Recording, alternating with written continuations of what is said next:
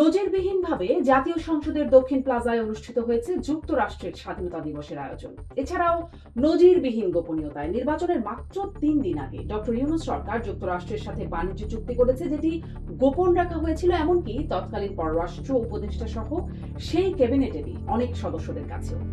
কেন ঘটছে এমন সব নজিরবিহীন ঘটনা? কোন রহস্যে যুক্তরাষ্ট্র প্রবাসী ডক্টর খলিলুর রহমান হয়ে উঠেছিলেন অন্তর্বর্তী সরকারের অন্যতম গুরুত্বপূর্ণ বা প্রধান ব্যক্তি? অন্তর্বর্তী সরকারের সময় তাকে মার্কিন নাগরিক ইঙ্গিত করে বর্তমান স্বরাষ্ট্রমন্ত্রী সালাউদ্দিন আহমেদ বলেছিলেন তিনি তো তার দেশের স্বার্থে কাজ করছেন। তার পদত্যাগও দাবি করেছিল বিএনপি। সেখান থেকে কোন রহস্যে কার ইশারায় সেই খলিলুর রহমানই হয়ে গেলেন বিএনপির পররাষ্ট্রমন্ত্রী? ডক্টর খলিল কি আসলে মার্কিন এজেন্ট, নাকি এর পেছনে আছে বহুল আলোচিত ডিপ স্টেটের কারসাজি? ডিপ স্টেট আসলে কতটা ডিপ?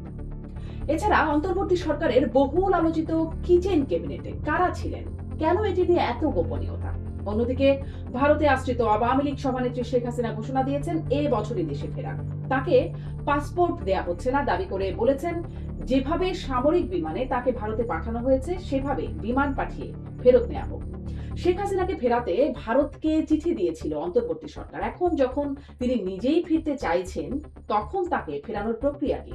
এসব নিয়ে কথা বলতে স্বপ্নধারা নিবেদিত পালস অফ পলিটিক্সে আমার আজকের অতিথি সাবেক অন্তর্বর্তী সরকারের পররাষ্ট্র উপদেষ্টা তৌহিদ হোসেন।